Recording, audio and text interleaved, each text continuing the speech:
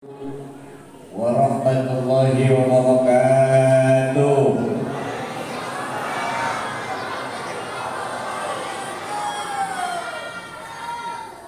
Daun salam depan kontrakan. Pak, daun salam depan kontrakan. Yang jawab salam mudah-mudahan hajatnya dikabulkan. Yang hajatnya mau haji umroh mudah-mudahan dikabulkan. Mau berangkat haji, mau berangkat haji, ya berangkat. Apa? Duitnya minta apa lagi? Assalamualaikum warahmatullahi wabarakatuh.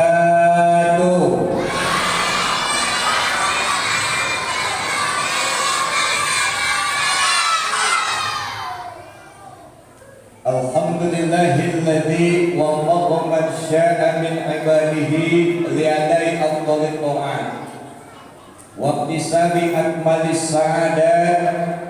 Asyhadu an la ilaha illallah al-muttasifu bi jami'il kamalat wa asyhadu anna sayyidana Muhammadan abduhu wa rasuluh afdalul makhluqat.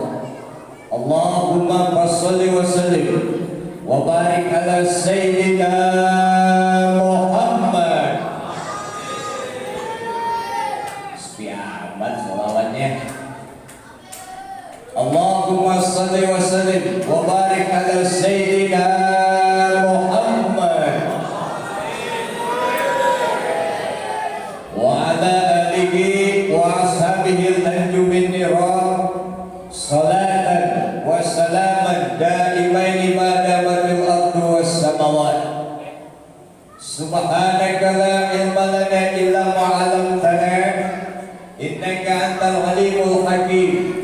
La haula wa la quwwata illa billahil aliyil azim. Allahumma akhrijna min zulumatil wahmi. Amin ya Allah. Wa amin. Amin. Allahumma akhrijna min zulumatil wahmi. Angkat tangannya. Wa akrimna binuril fahmi. Tangan kanan ngangkat, tangan kiri megang kue. Yang serius. Wa akrimna min julumatil wahmi. Wa akrimna binuril fahmi. Wa ta'alaina bima'rifatil ilmi. Wa hassin akhlaqana bil ilmi. Wa sahhil lana abwaaba rahmatika.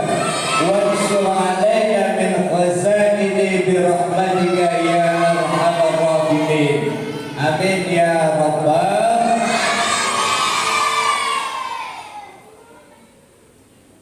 Hadratul mukarramin yang sama-sama kita hormati, kita muliakan, segenap para alim ulama, para guru, para masyayikh, para sepuh bini sepuh, khususnya guru kita yang mulia yakni Ketua DKM Masjid Al-Mustaqim. Ngetes dengerin kagak?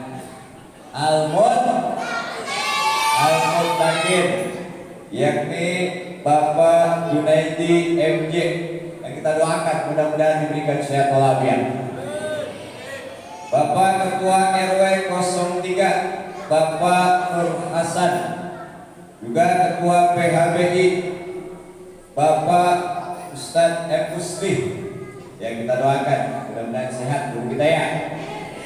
Bapak Ustadz Burhanuddin, juga Bapak Saso, apa ini? Ya begitulah. Juga guru-guru kita Al-Mukarram Bapak Ustadz Ahmad Ansori LC. Seluruhnya guru-guru kita yang mohon maaf Al-Fakir tidak kami sebutkan satu persatu namanya. Mudah-mudahan guru-guru kita diberikan sehat walafiat.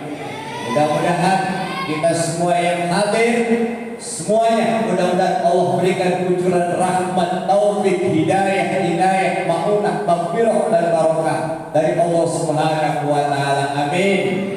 Ya Rabbal.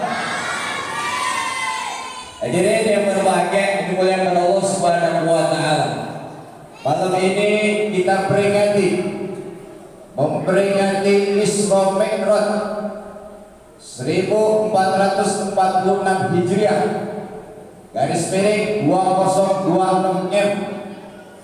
Nabi Muhammad SAW, judulnya meneladani akhlak Rasul SAW sebagai bekal pribadi yang unggul. DKM Masjid Jami Al-Muttaqin. Dan ada lagi misalnya.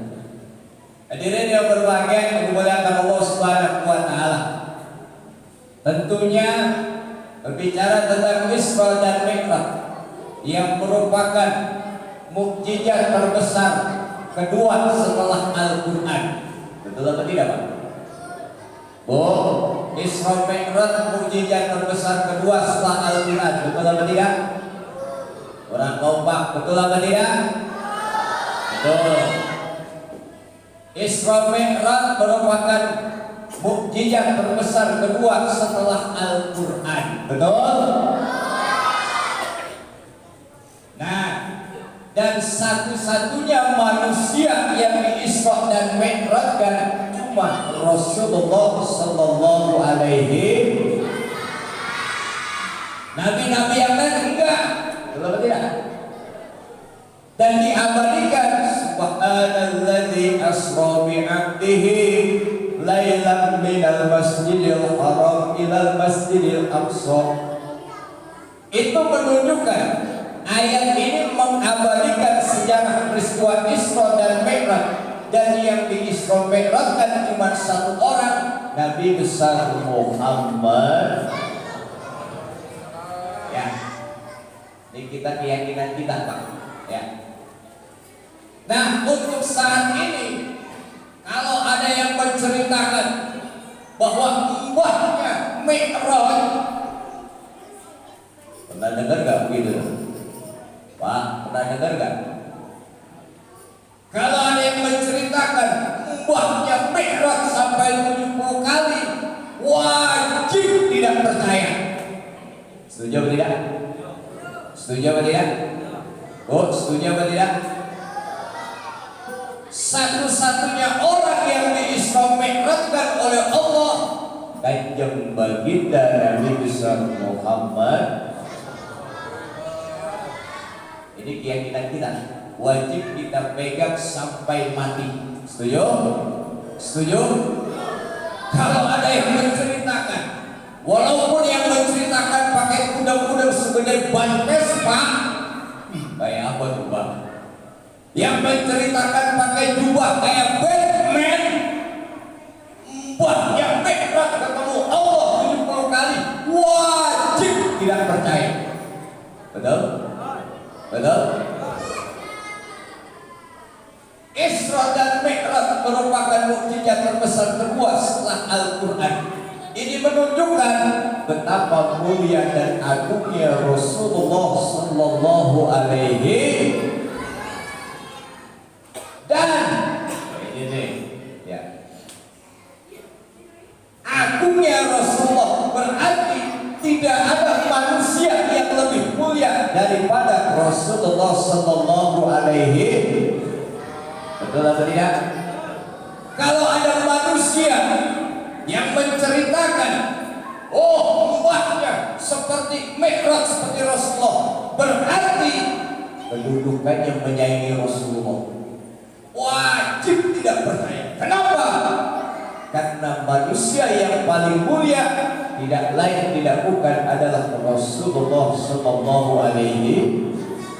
Setuju? Setuju ibu-ibu? Sepakat? Berarti kalau ada yang menceritakan orang Mi'raj, apalagi ketemu sampai 70 kali ketemu dengan Allah, wajib tidak percaya. Ya, setuju atau tidak? Iman kita jaga, ya, iman kita jaga deh. Ya. Nah, hadirin yang berbahagia yang dimuliakan Allah Subhanahu wa taala. Sekarang ini nih terasa sekali, Pak. Ya mohon maaf, saya cerita apa adanya ya. Kalau ada orang yang menceritakan bisa Mi'raj, itu kan merusak akidah umat Islam yang sudah ditanamkan dari dulu. Betul atau tidak? Ini satu ancaman. Makanya Mbah Hasyim Asy'ari mengatakan kalau ada yang orang mengaku Isra dan Mi'raj, maka orang tersebut maka kafar telah kufur. Kalau itu sudah kufur, berarti amalan sholatnya tidak ada faedahnya. Betul?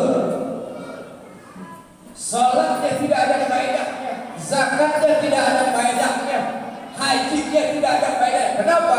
Kalau sudah kufur. Makanya kita pertahankan cukup satu manusia yang Isra dan Mi'rajkan adalah Kanjeng Rasul sallallahu alaihi.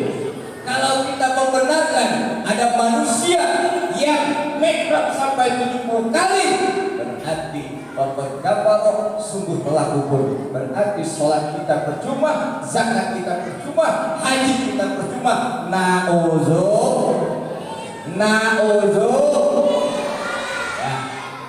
Tambah nih, kata Isra Mi'raj berkaitan dengan keimanan, Pak.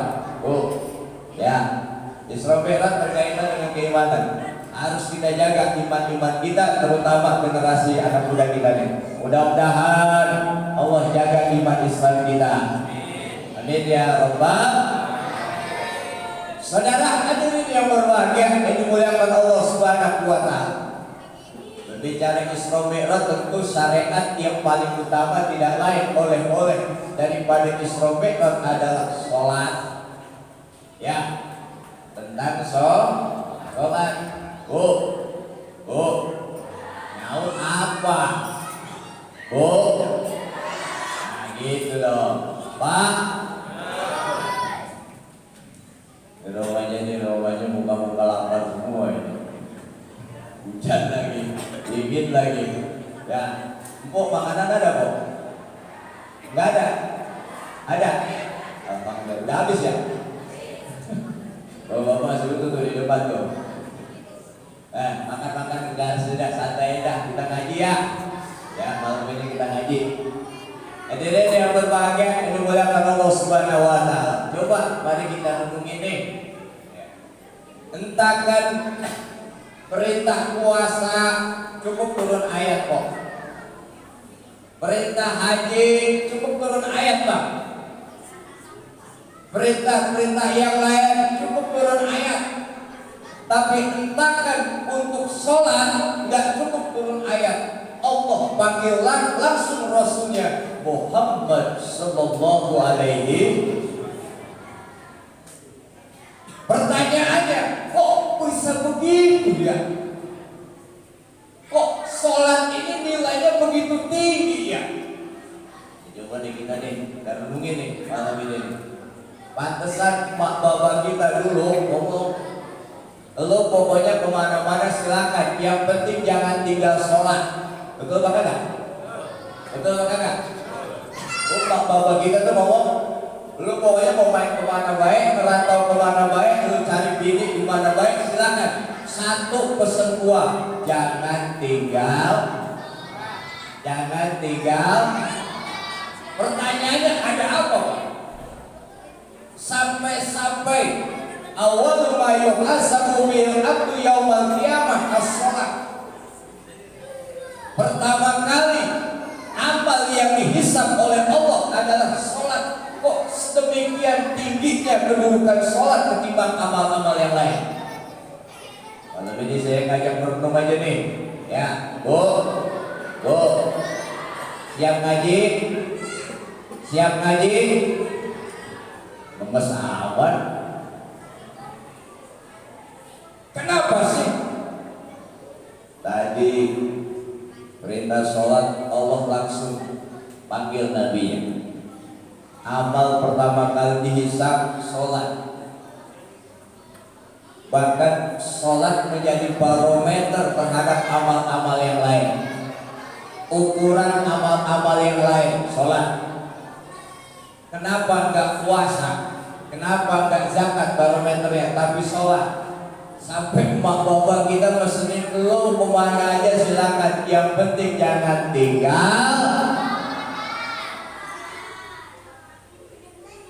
Rupanya sholat ini Pak, sholat ini merupakan memiliki nilai-nilai yang harus diterapkan oleh seorang muslim. Supaya apa? Ternyata sholat ini erat kaitannya dengan kehidupan kita. Ya kita ngaji dah. Pertama kali amalan sholat kan takbiratul ihram, betul tidak? Allahu Akbar. Amalan takbiratul ihram. Ya. Kata fikih. Ya. Ketika orang sholat takbiratul ihram, Allahu Akbar, ucapan takbiratul ihram itu mengharamkan segala pekerjaan yang tadinya halal ketika sholat menjadi haram. Di luar sholat makan boleh apa enggak? Halal apa haram? Halal. Minum halal apa haram? Halal. Kopi halal apa haram? Halal. Pas takbiratul ihram, Allahu Akbar, kopi halal apa haram? Haram. Ya. Madam halal apa haram? Haram. Kata fikih menceritakan cuma kafiat sholat Pak. Kalau sampai itu doang nggak cukup untuk menggali nilai-nilai kehidupan, betul atau tidak? Lalu bagaimana? Kita lihat masuk ke dalam tauhidnya. Bagaimana tauhidnya? Pertama, orang lagi sholat Allahu Akbar, itu menunjukkan bahwa kita Allahu Akbar, ya Allah, saya membesarkanmu, saya melaksanakan perintahmu, yakni takbir, melaksanakan perintahmu, beribadah kepadamu, mengabdi, menyembahmu, dan menyembahmu hanya satu-satunya Tuhan yang wajib disembah, yang berhak disembah adalah Allah. La ilaha illallah. Tauhid penanamannya penting Bang. Ya. Satu, tuh. Yang kedua, ketika takbiratul ihram, Allahu Akbar, Allah Maha Besar. Selain Allah berarti kecil. Allah Maha, selain Allah yang besar, yang kecil selain. Berarti ketika takbiratul ihram, Allah Maha Besar, selain Allah kecil.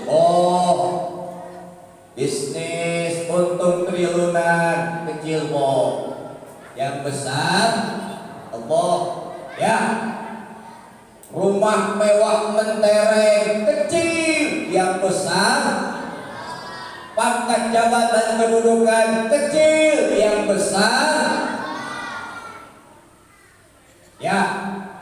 Kekuasaan kecil, yang besar.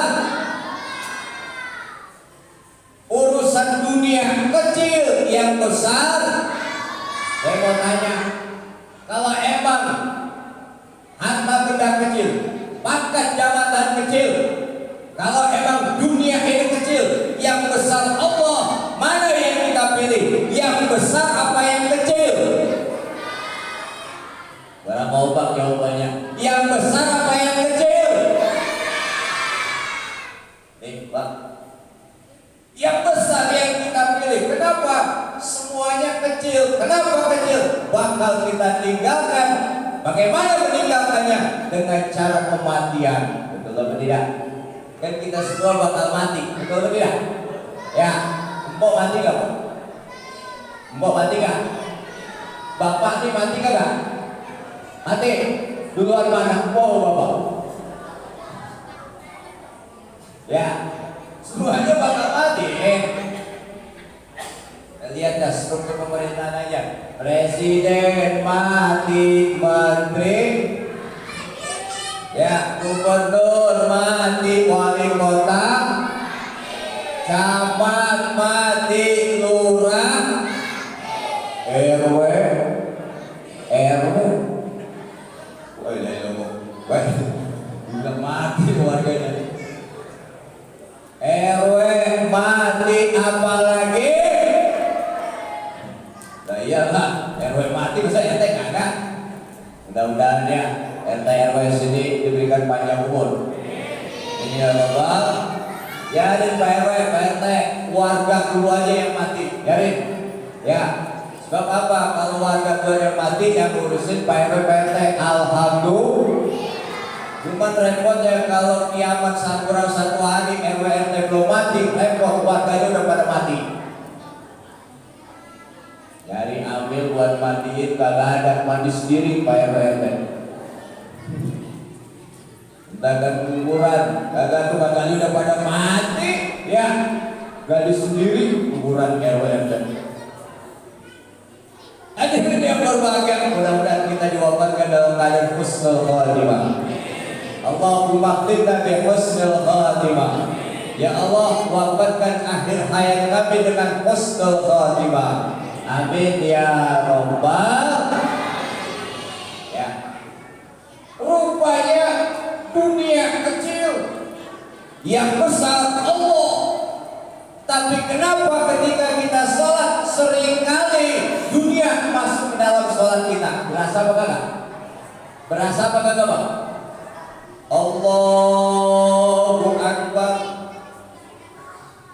Ghairil maghdubi alaihim waladdallin. Amin. Iya ya. Duit gue lupa naruh, tombelnya di laci. Nah, lagi sholat ketemu duit. Ya, ngalamin gak gitu tuh? Ngalamin gak? Oh, coba yang hilang laki keinginan gak lagi sholat? Ya. Ghairil maghdubi alaihim waladdallin. Amin. Astagfirullah. Ya Allah, masak air gue dimatiin. Nah, keingetan gak tuh lagi sholat? Yang kecil keingetan, yang besar dilupain. Betul atau tidak? Nah, kita lihat nih ya. Kok bisa begitu ya? Ujian lah ya, namanya itu kita diuji ya. Betul tak? Ya. Hadirin yang berbahagia, persoalan di sini adalah ini buat motivasi kita. Allah Maha Besar, sekalipun kita punya masalah besar, selama Allah ada Allah Maha Besar, maka kita akan diberikan jalan keluar dari berbagai kesulitan kita. Amin.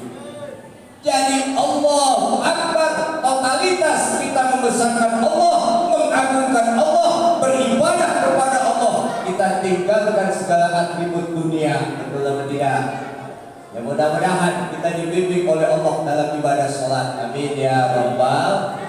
Mohon maaf Bapak Ibu, seringkali kan kita besarkan urusan dunia daripada akhirat. Betul atau tidak? Padahal kita semua bakal kembali kepada Allah. Ibu mati, Bapak RW mati, RT, saya yang lagi ceramah, mati aja nih. Ya, ini Pak, gak terasa kita sering yang kecil ini kita besar-besarkan yang besar, yang menjamin kehidupan kita, yang menghidupkan kita, yang memberi rezeki kita, yang menetapkan segala ajal kita, jodoh kita, rezeki kita, bahagia atau tidak, sering kita anggap kecil, tapi dunia sering kali kita anggap besar. Betul atau tidak? Betul atau tidak? Di tempat saya nih, di tempat saya nih, ya namanya urusan dunia selalu dianggap besar. Allah kadang disepelein. Allahu Akbar, Allahu Akbar, Allahu Akbar, Allahu Akbar. Yang dagang mah dagang baik. Di tempat saya, di sini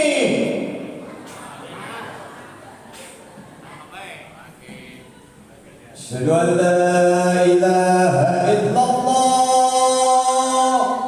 Di tempat saya main catur mah main catur baik. Di sini sama ya. Artinya apa? Mestinya yang kita besarkan dialah yang memberikan kehidupan kita Allah. Dialah yang menghidupkan akan memberikan surga buat kita. Tapi seringkali dalam kehidupan dialah yang maha besar kita anggap kecil, dunia nikmatnya kita anggap besar. Na'udzu ya, penting nih, penting. Ada tauhid nih. Selanjutnya ketika Allahu Akbar, Allah maha besar. Saat itu kekuasaan Allah lebih besar daripada kekuasaan makhluknya. Kekuasaan makhluknya ada dalam genggaman kekuasaan Allah, dan kekuasaan makhluk hanya merupakan amanah yang Allah berikan kepada makhluknya. Qulillahumma malikal mulki tu'til mulka man tasha' wa tanzi'u mulka mimman tasha' wa tu'izzu man tasha' wa tudhillu man tasha' biyadikal khair innaka 'ala kulli syai'in. Kita lihat nih.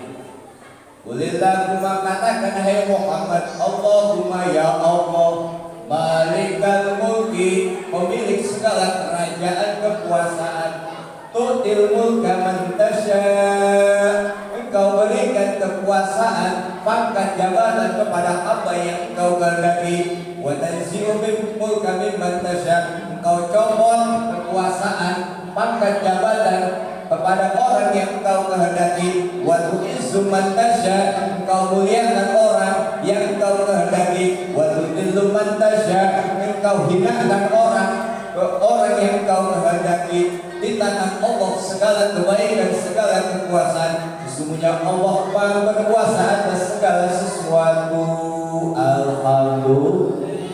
Alhamdulillah. Ini kita lihat ya. Kalau ayat ini Pak, berarti pangkat jabatan kedudukan kekuasaan adalah hakikatnya milik Allah. Jelas? Kekuasaan, pangkat jabatan kedudukan milik Allah ya. Lalu Allah berikan kekuasaan itu kepada hamba-Nya, kepada makhluknya, kepada kita semua. Berarti kalau diberikan namanya amanah. Namanya amanah. Setuju ya? Namanya amanah. Ya. Kalau amanah berarti kudu harus dijaga baik-baik. Kalau tidak dijaga baik-baik, maka yang punya kekuasaan Allah akan mencabutnya. Betul? Nih, Bapak Ibu sekalian yang berbahagia. Nih, kita diingatkan oleh sholat. Allahu Akbar, Allah Maha Besar. Dialah pemilik kekuasaan, pangkat jabatan, kedudukan, hakikat milik Allah. Allah berikan kekuasaan kepada hamba-Nya, kepada manusianya, kepada Nabi Adam menjadi khalifah untuk mengelola bumi ini adalah merupakan amanah. Cuma mohon maaf, yang namanya amanah harus dilaksanakan dengan baik sesuai dengan aturan Allah. Tapi kalau amanah disia-siakan mengikuti hawa nafsunya, maka dosa besar. Mohon maaf Pak, Bu, saya nggak cerita politiknya. Tapi kalau saya ceritakan tentang kekuasaan, itu berkaitan dengan pembahasan kita Allahu Akbar. Boleh apa tidak? Boleh apa tidak?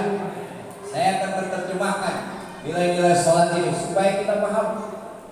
Mohon maaf Bapak Ibu sekalian yang berbahagia, ketika Allahu Akbar, sesungguhnya mereka para pemimpin-pemimpin, pejabat-pejabat yang memegang kekuasaan seharusnya sadar kenapa hanya kekuasaan hanya sebatas amanah. Amanah akan dimintakan pertanggungjawaban kepada Allah oleh Allah Subhanahu. Kita lihat. Saya mohon maaf Bapak Ibu, kita ini dikasih oleh Allah sumber daya alamnya kaya raya. Betul atau tidak? Betul apa tidak, Pak? Ya. Raya di dalam bumi kita, kalau kita lihat penambangan, ya, ada nikel, ada timah, ada boksit, ada batu bara, ada emas. Tidak. Kemarin bencana di Sumatera kan kita lihat medsos ya. Itu bukan hanya sebatas bencana biasa, tapi memang hutan digundulin. Betul apa tidak? Betul apa tidak? Allah mengirimkan bencana ada sebabnya. Kenapa? Sebab hutan digundulin, air turun dari langit, tidak mampu menyerap. Yang kena dampak banjir adalah manusia. Betul? Hadirin yang berbahagia, ini sumber daya alam, kekayaan alam Indonesia luar biasa.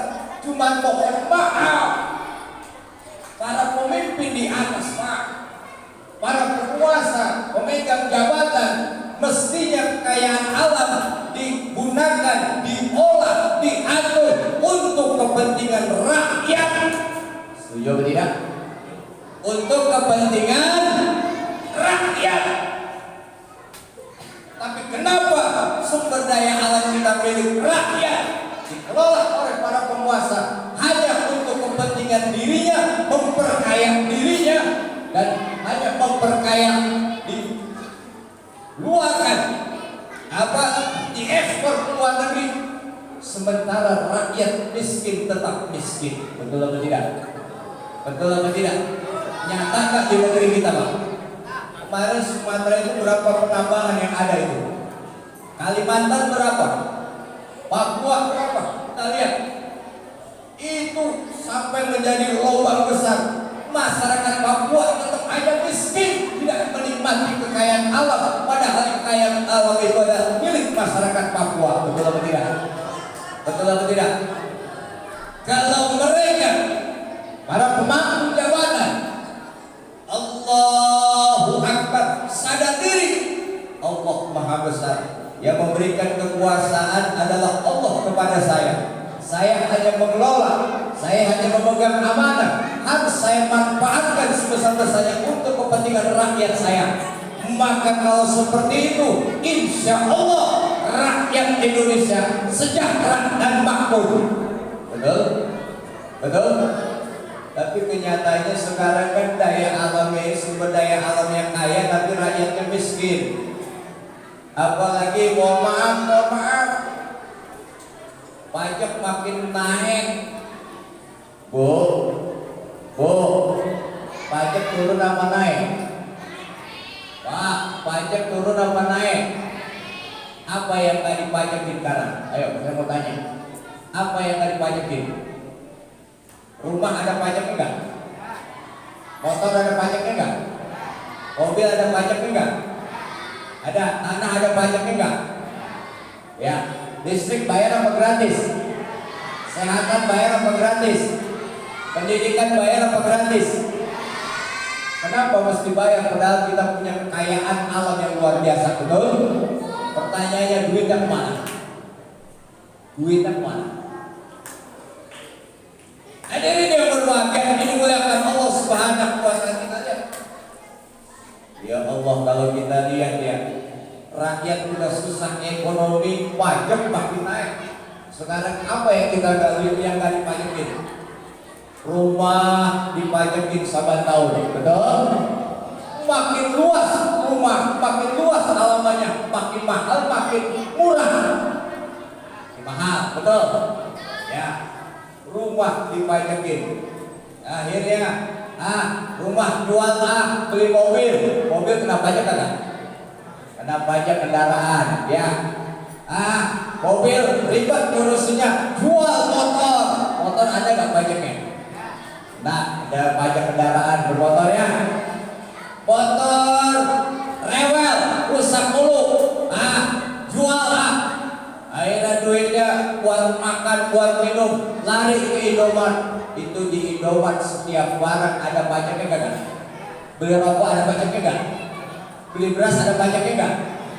Beli minyak beli minyak goreng ada pajaknya kan? Beli sabun ada pajaknya kan? Odol ada pajaknya kan? Beli minuman ada pajaknya enggak? Semuanya ada pajaknya. Perut mules, makan kenyang, perut mules, lari ke toilet umum, ada pajaknya enggak? Wah, ada pajaknya toilet umum. Ada. Saya kemarin ke Cirebon, saya kemarin ziarah ke Wali Songo. Ya, mohon maaf, kencing 3.000. Kencing 3.000. Kencing 2.000. Mohon maaf, buang air besar 3.000. Saya bayar tuh, Bang nih 2.000. Dibilang, mohon maaf Pak, kenapa? Saya bayar, saya buang air besar 3.000, saya bayar. Nih Bang, saya bayar. Mohon maaf Pak, kalau buang air besar emang nggak buang air kecil, gitu katanya. Akhirnya goceng saya bayar Pak. Kenapa? Ya mohon maaf, cuma satu yang belum kena pajak, kentut. Hoi, dia gak kena pajak namanya. Hadirin yang berbahagia, kalau memang merasa takbiratul ihram, Allahu Akbar dalam salat yang besar, Allah yang memberikan kekuasaan kepada saya. Kekuasaan kepada saya merupakan amanah. Saya sia-siakan amanah, saya simpankan amanah, saya selewengkan amanah. Bahkan saya menindas untuk rakyat kekuasaan saya. Saya untuk menolong para orang-orang konglomerat, oligarki dan lain sebagainya. Siap-siap akan dimintakan pertanggungjawaban oleh Allah Subhanahu wa Ta'ala. Amanah. Kalau orang yang sadar itu merupakan amanah, saya yakin betul, insya Allah ngurus negara bakal benar. Betul apa tidak? Betul apa tidak? Setuju apa tidak? Ini makna takbiratul ihram. Allahu Akbar. Kalau kita di imam untuk buat sholat tua menurut fikih Pak, nggak tempel ajaran-ajaran sholat dalam kehidupan. Betul apa tidak? Selama ini kan yang kita kaji fikih doang sholat, betul? Ya. Hadirin yang berbahagia yang dimuliakan Allah Subhanahu wa Ta'ala. Kalau memang Allah yang kita besarkan, kita agungkan, maka disitulah kuncinya. Hidup tidak perlu takut. Kenapa? Karena semua urusan kita pasrahkan kepada Allah Subhanahu. Maka hidup akan semangat. Kenapa? Karena kita punya sandaran Allah Subhanahu. Betul atau tidak? Kan gaya hidup kita kan begini. Mohon maaf ya. Mohon maaf, seringkali hati kita diliputi dengan rasa khawatir. Betul? Seringkali hati kita diliputi dengan rasa takut, betul? Seringkali hati kita diliputi dengan rasa cemas, betul? Kenapa bisa begitu? Karena kita lupa sandaran kita. Siapa sandaran kita? Allahu Akbar. Nilai Allahu Akbar takbir. Ya. Berapa ini? 11. Oh, jam 11. Lanjut apa udah? Lanjut apa udah? Pak, lanjut apa udah? Di sini ceramah sampai jam berapa biasanya? Hah? Jam berapa? Jam 2. Oh tidak, jam 2. Jam 11. Pantesan yang ceramah di sini pulang biasanya rata-rata nggak lama meninggal. Jam 2, adanya apa ini? Hadirin yang berbahagia, ini saya mohon maaf kita bantu kali panitia ya. Iya. Tadi hujan ya? Hujan ya? Dingin kan? Dingin ya? Apa tenggorokan saya panas ya? Lanjut. Saya sepakati dulu. Pak, lanjut apa udah? Ini baru ngegas takbiratul ihram Pak. Oh, lanjut apa udah? Lanjut. Baik. Ya, ini baru takbiratul ihram. Pokoknya kita ngaji fikih udah biasa. Tapi sekarang nih coba kita realitaskan sholat kita dalam kehidupan kita sehari-hari. Ya.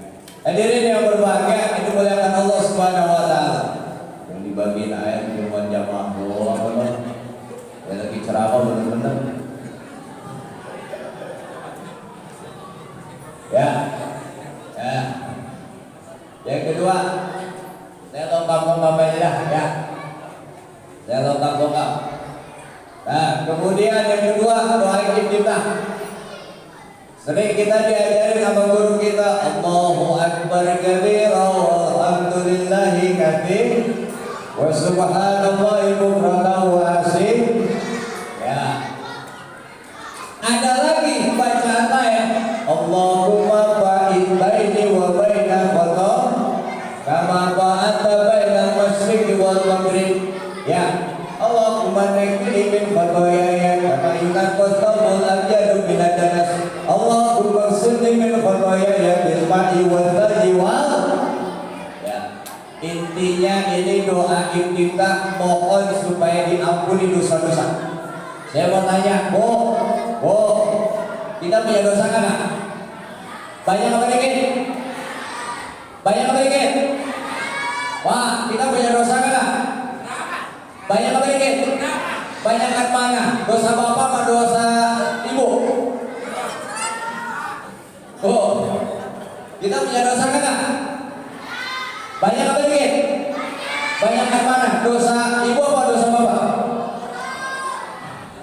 Dosa bapak ada ibu. Ibu mulu pada gitu katanya.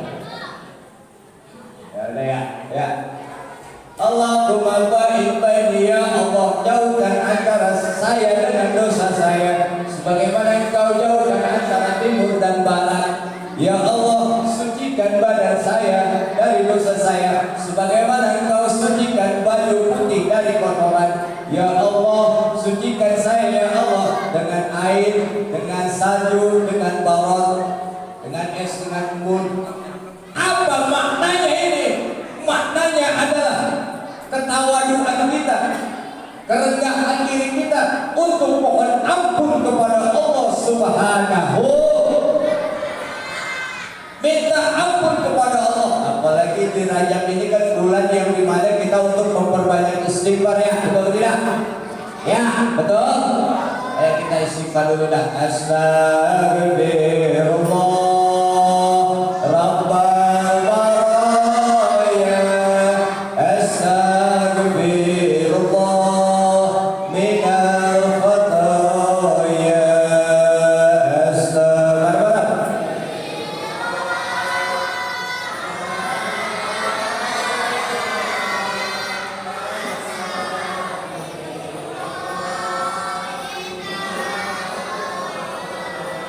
Astagfirullah Rabbal baraya, astagfirullah minal khataya,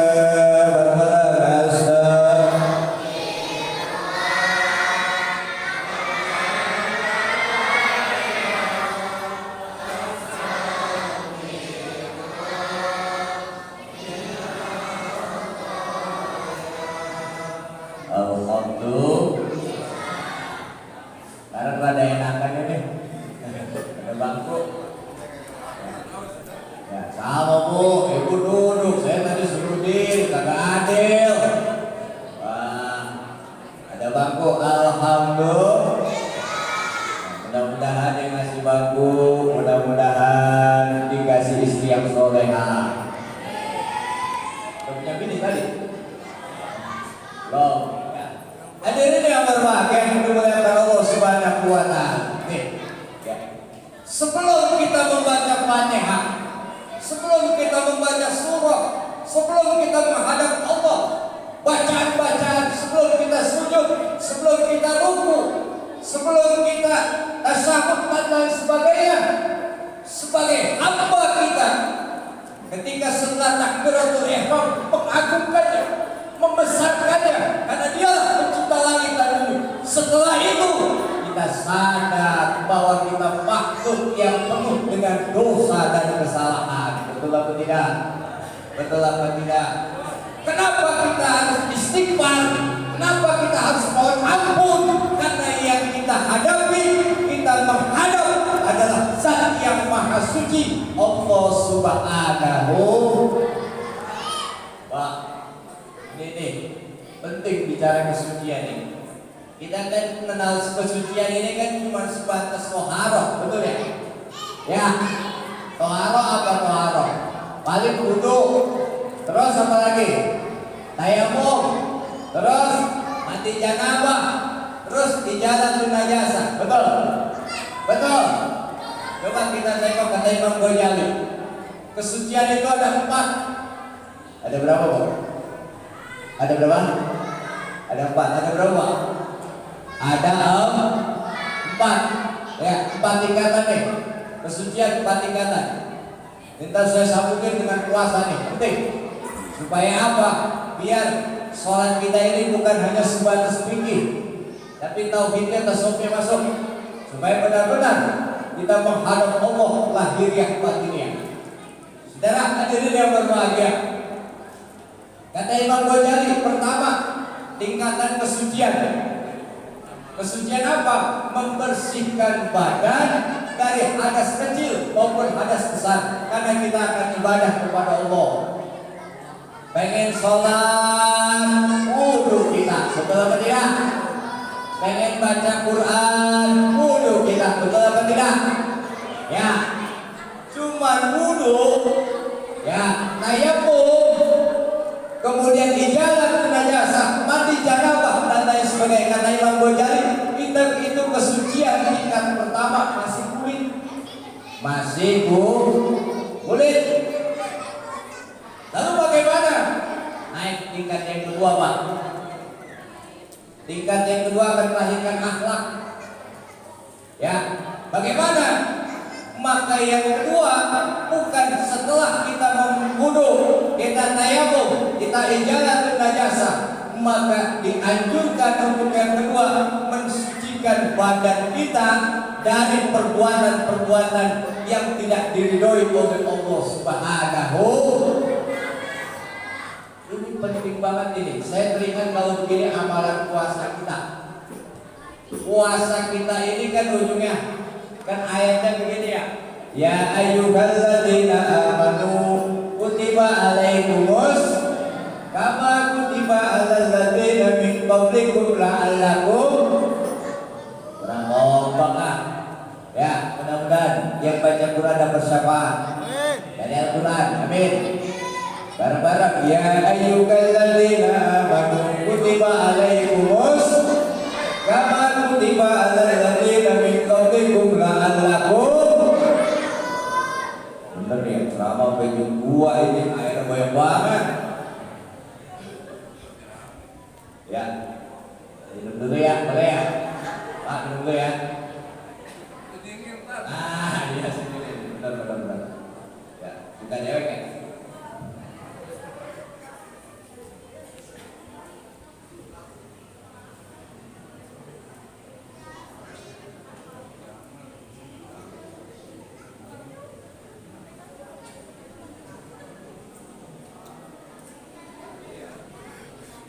Saya kemarin di sini air putih, air bening ini.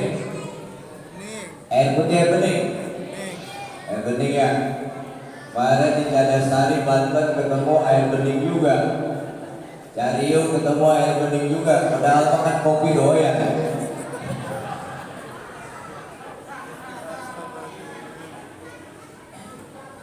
Hadirin yang berbahagia, dimuliakan Allah Subhanahu wa taala. Sampai mana tadi tuh? Sampai puasa. Sampai kopi.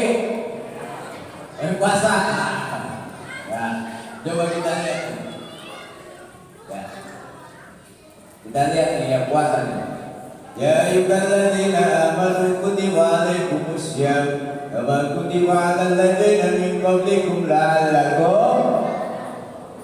Hai orang-orang beriman, diwajibkan atas kalian berpuasa sebagaimana telah diwajibkan atas kalian umat-umat sebelum kalian, la'allakum tattaqun, supaya kalian menjadi pribadi-pribadi yang takwa. Ya.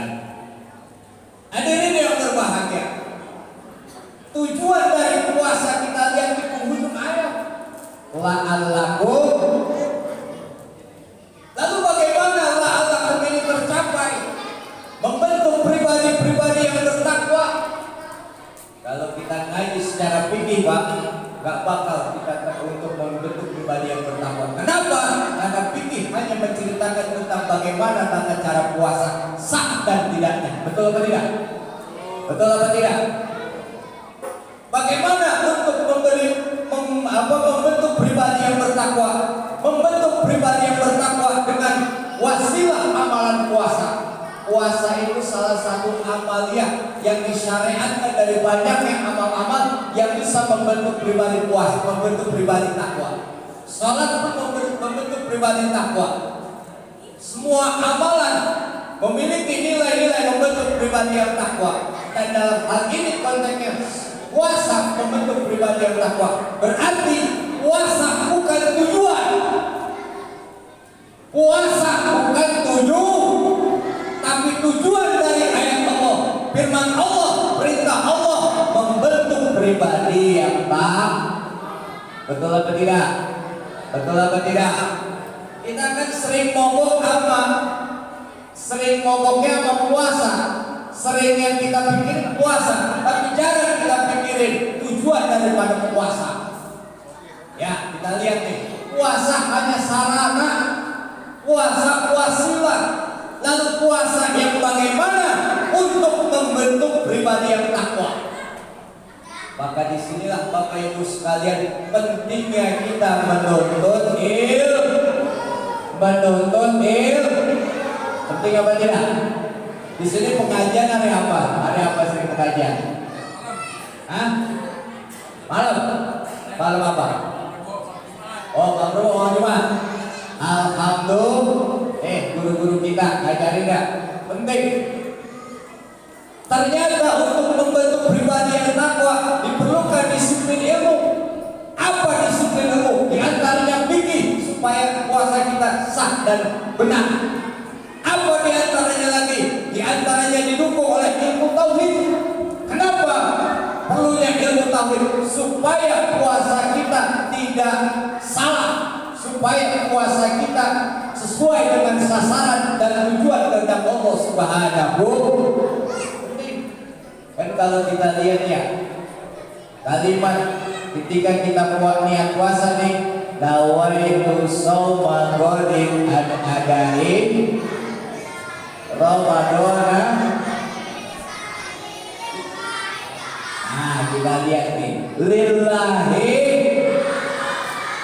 Apa maksudnya? Pertama, saya puasa ya Allah, saya melaksanakan perintahmu.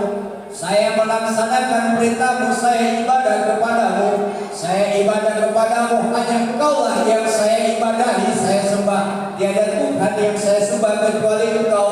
La ilaha illallah. Tauhid penting. Ya. Yang kedua, lillahi ta'ala. Apa lillahi ta'ala? Membentuk pribadi yang ikhlas. Apa maksud ikhlas di sini? Dalam ilmu tauhid, ikhlasul qasdi wa tawajjuhi bil ibadati lillahi ta'ala. Apa artinya? Muncul supaya diselamat sebagai tunggal untuk bicara mau sama dia cukup kronos wito mati paling asli pemudik itu mati tek. Hati kagak? Hati kagak Pak? Ini nih ceramah kemalaman yang saya tanam.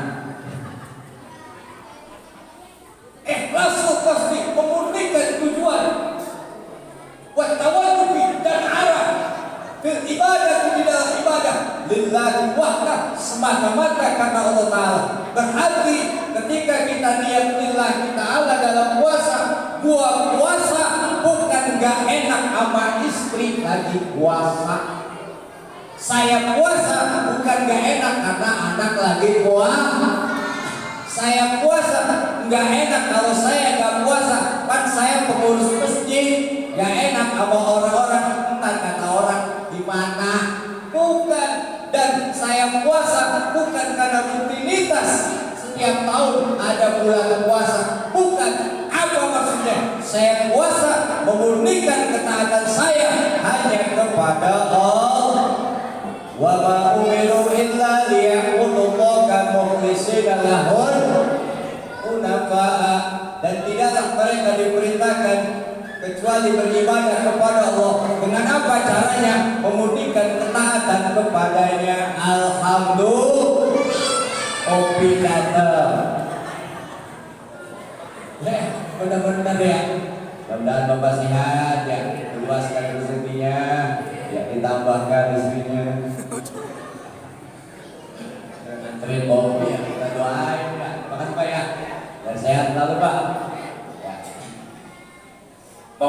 memulihkan ketaatan kepada Allah. Seringkali kita salah paham masalah ikhlas. Seringkali kita bentukkan ikhlas ini dengan duit. Pak, keliru kita memahami ikhlas. Ikhlas itu urusan hati. Memulihkan ketaatan urusan hati. Tapi bagaimanapun ibadah perlu duit. Perlu. Saya mau tanya, besok kita puasa Ramadan perlu duit kagak? Kita buka puasa Ramadan. Di situ ada lontong, di situ ada tahu goreng, di situ ada makanan, banyak makanan. Itu makanan belinya pakai ikhlas apa pakai duit? Pakai ikhlas apa pakai duit? Ya. Berarti ibadah perlu duit enggak? Loh. Makan sahur, kita makan nasi, nasinya diperoleh, dibeli berasnya dari warung. Beli beras di warung pakai ikhlas apa pakai duit? Ibu haji umroh daftar DP 25 juta untuk sisanya dilunasin pakai ikhlas pakai duit? Pakai duit. Berarti ibadah perlu duit, sarana untuk mendukung ibadah, dan ibadah yang bisa dikerjakan secara ya mau tanya nih, maulid ya. Ini kan kita ibadah ya. Zikir ibadah enggak? Baca Quran ibadah enggak? Yasinan ibadah enggak?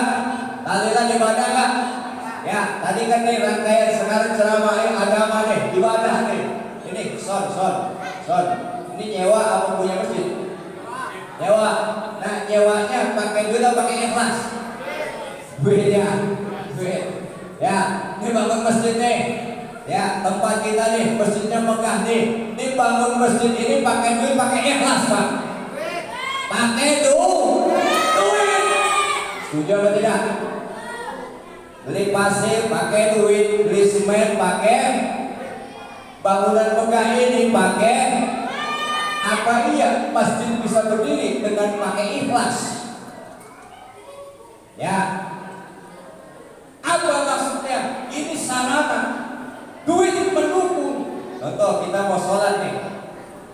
Syarat untuk sahnya sholat menutupi aurat. Kalau bapak-bapak untuk menutupi aurat pakai koko, pakai kain, pakai peci. Ya. Tempat kudu bersih, paling gak sejadah. Ya, saya mau tanya, koko didapat belinya pakai duit, pakai ikhlas? Ya, ibu menutupi aurat ketika sholat pakai mukenanya diperoleh, dibeli dengan pakai duit, pakai ikhlas. Pakai duit. Ya. Jadi artinya apa?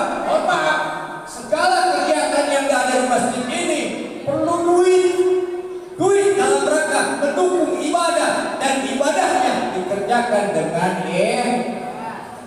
kadang-kadang mohon maaf ada pemikiran, wah itu kan berbuat masjid, gak usah dibayar, gak usah digaji, biar dia ikhlas saja.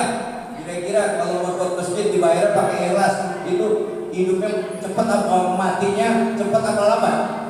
Cepat mati Pak. Ya betul. Kenapa? Perut lapar kudu makan. Makanya diperoleh dengan beli di warung. Pakai ikhlas, pakai duit. Pakai duit. Jelas? Jadi kalau ketika kita ini untuk mendukung kegiatan ibadah, nah disinilah makanya jangan bentar-bentar, wah kudu ikhlas urusan hati, betul. Tapi perut mah kudu diisi, lapar, betul. Isinya pakai nasinya dari mana? Beli di warung berasnya belinya pakai duit. Jelas? Makanya bentar-bentar kalau ada yang ngomong pakai ikhlas, wah ikhlas ngurusin masjid, wah ikhlas ngajar ngaji. Ini khotib paling jauh dari mana nih khotib? Hah? Paling jauh suku Tabuk. Diundang suku Tabuk kemana ini? Ya, tuh khotib naik motor paling gak bensinnya belinya pakai duit atau pakai ikhlas? Coba paling jauh, umpama dari Margonda, Depok, kemari dibayar pakai eras, insya Allah baik Jumat depan kagak bakal datang lagi. Betul. Ada yang berbagai dimuliakan Allah Subhanahu wa Ta'ala. Ini mengajarkan kita apa? Memurnikan ketaatan kepada Allah adalah urusan hati. Dan puasa ini adalah ibadah sirriyah. Ya, ibadah sirri yang diketahui hanya kita dengan Allah Subhanahu wa Ta'ala. Contohnya, kalau ibadah-ibadah yang lain kan kelihatan bentuknya. Salat Allahu Akbar, kelihatan gak orang salat? Kelihatan. Ibu salat, kelihatan gak bentuknya? Rukunya kelihatan gak? Sujudnya kelihatan gak? Kelihatan. Ya. Kita lihat haji umroh, orang tua kelihatan gak tawafnya? Kelihatan tuh, muterin Ka'bah, betul. Sa'i antara Safa dan Marwah kelihatan gak tuh? Kelihatan lari-larinya, betul. Sekarang puasa kelihatan gak bentuknya? Puasa kelihatan gak bentuknya?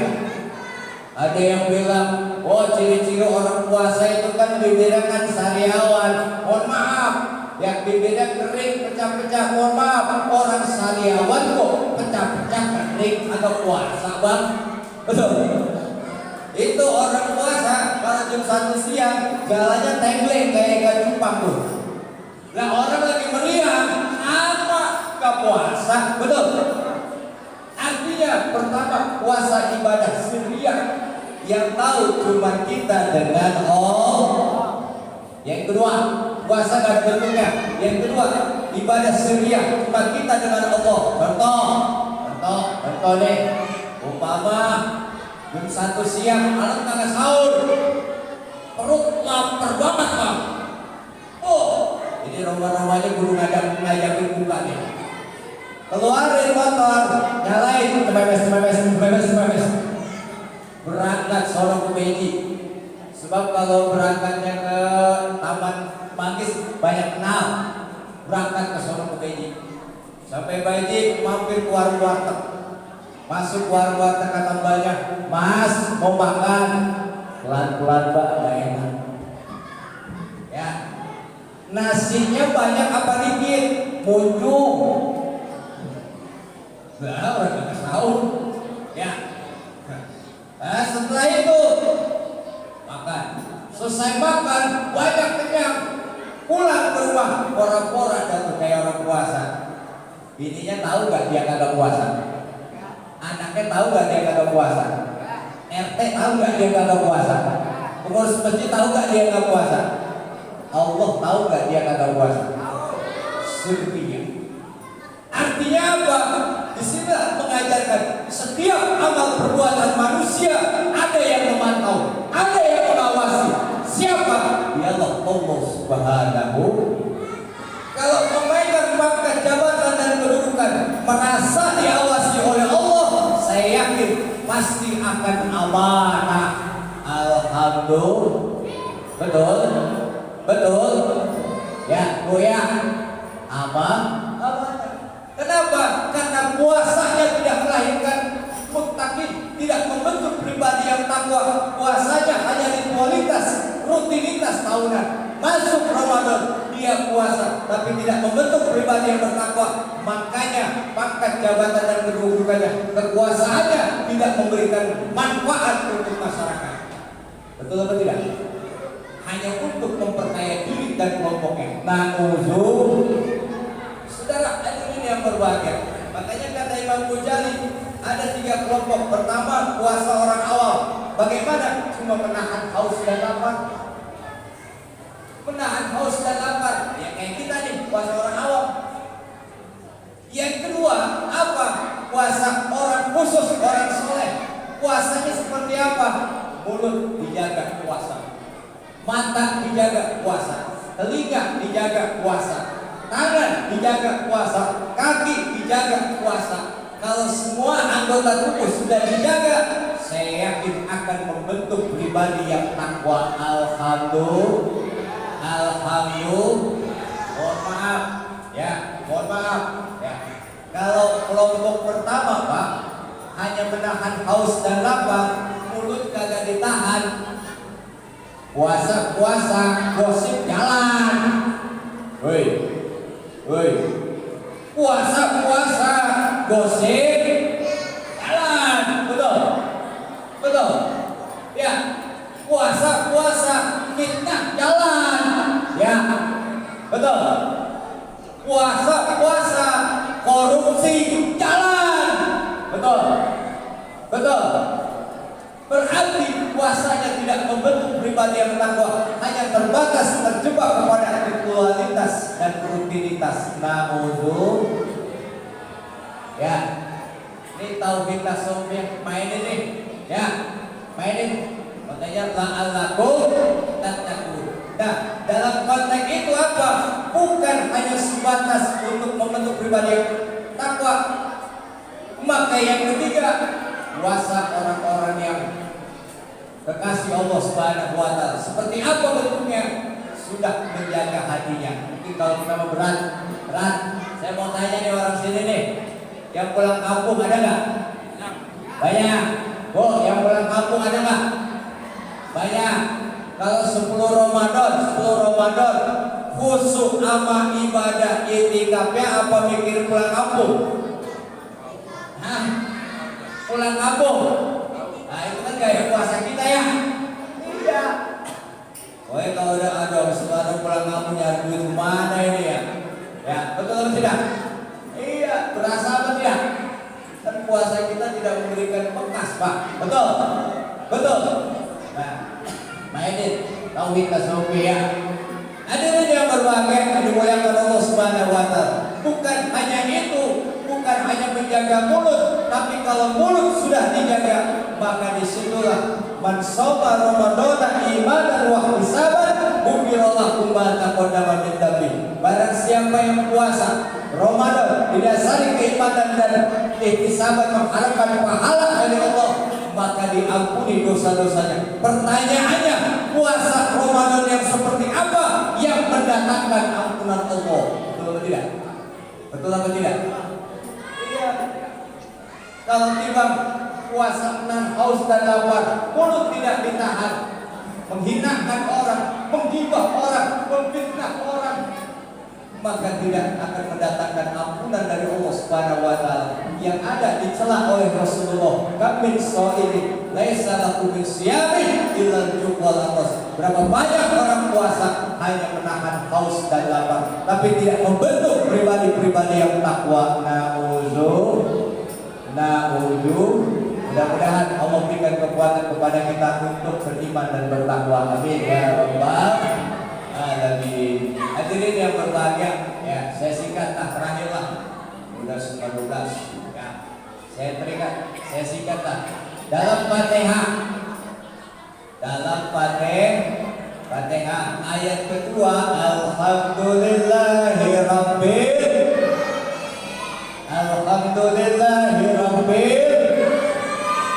Ya singkat Pak. Ya kalau udah malu. Tapi yang penting sebentar bekasnya ada. Ya. Alhamdulillah segala puji bagi Allah. Coba Pak kita renungin Pak. Renungin. Ya saya ngajak renungin nih. Yang terakhir penting. Sholat sebenarnya apa sih? Kesimpulan sholat Pak. Kesimpulan sholat apa sih? Dua Pak. Dua. Berapa? Dua. Satu apa? Mengagungkan Allah, mensucikan Allah, mengesahkan Allah, memuji Allah. Yang kita terukir dengan kalimat Subhanallah walhamd wala ilaha illallah. Kita lihat nih, Wallahu Akbar, itu kalimat Allahu Akbar di depan tempatnya. Betul atau tidak? Allahu Akbar. Ditambah lagi doain kita, Allahu Akbar kabira walhamdulillahi katsira wa subhanallahi wa ta'ala. Membesarkan Allah, memuji Allah, mensucikan Allah. Lalu kemudian kita apa lagi? Baca surah Al-Fatihah. Kita baca bareng-bareng Fatihah nih. Fatihah bukan sembarang Fatihah. Ya, Fatihah ini merupakan intisari daripada Quran. Ayat pertama Bismillahirrahmanirrahim.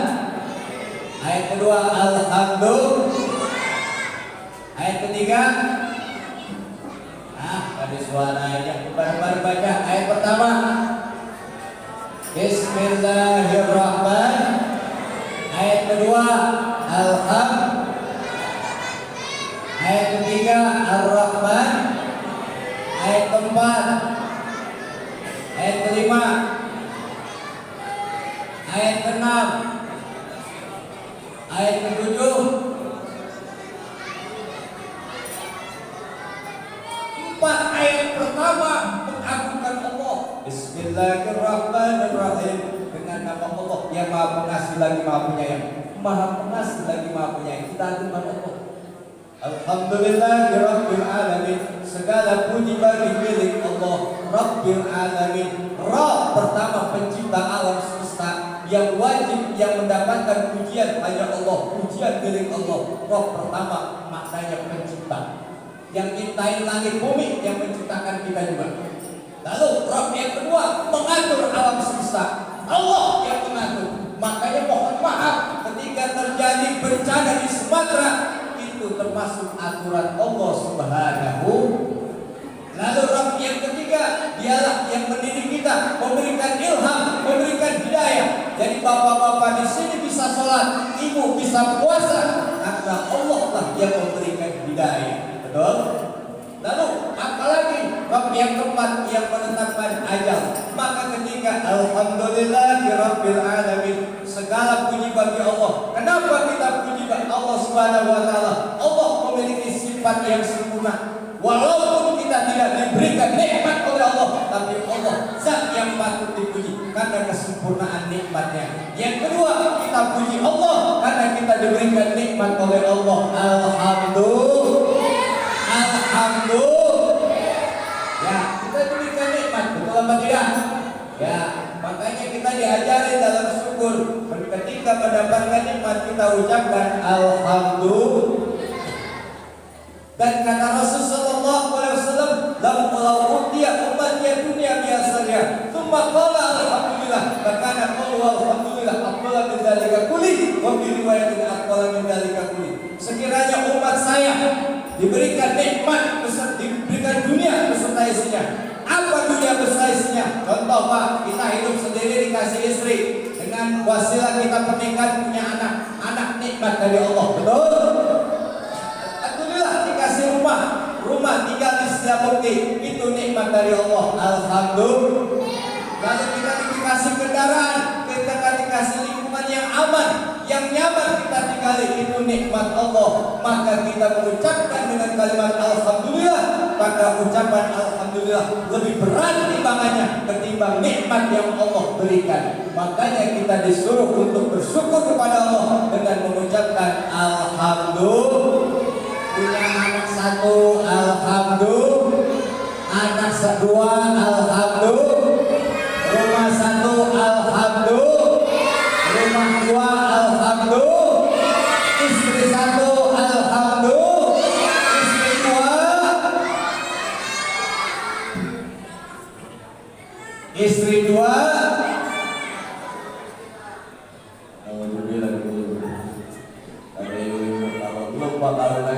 Mati juga sedih Pak. Hadirin yang berbahagia yang dimuliakan Allah Subhanahu wa taala. Jadi kita baca Fatihah 4 ayat pertama kita agungkan Allah, lalu disitulah kita iyyaka na'budu wa iyyaka nasta'in, penghambaan kita kepada Allah dan permohonan kita. Bahkan permohonan kita banyak, apalagi ketika duduk di antara dua sujud. Rabbi billi warhamni wajburni warfahni warzuqni wahdini wa'afini wa'afani. Ya Allah, ampuni dosa saya. Pertanyaannya, kenapa kita minta ampun kepada Allah? Jawabannya, karena kita tidak bisa mengampuni dosa kita sendiri. Tidak bisa mengampuni dosa kita sendiri, berarti kita lemah, kita hina di hadapan Allah Subhanahu wa taala. Betul atau tidak? Warhamni ya Allah, rahmati saya. Kenapa saya minta rahmat? Karena saya tidak bisa mendatangkan rahmat buat saya, buat keluarga saya. Saya butuh rahmat-Mu ya Allah. Saya lemah,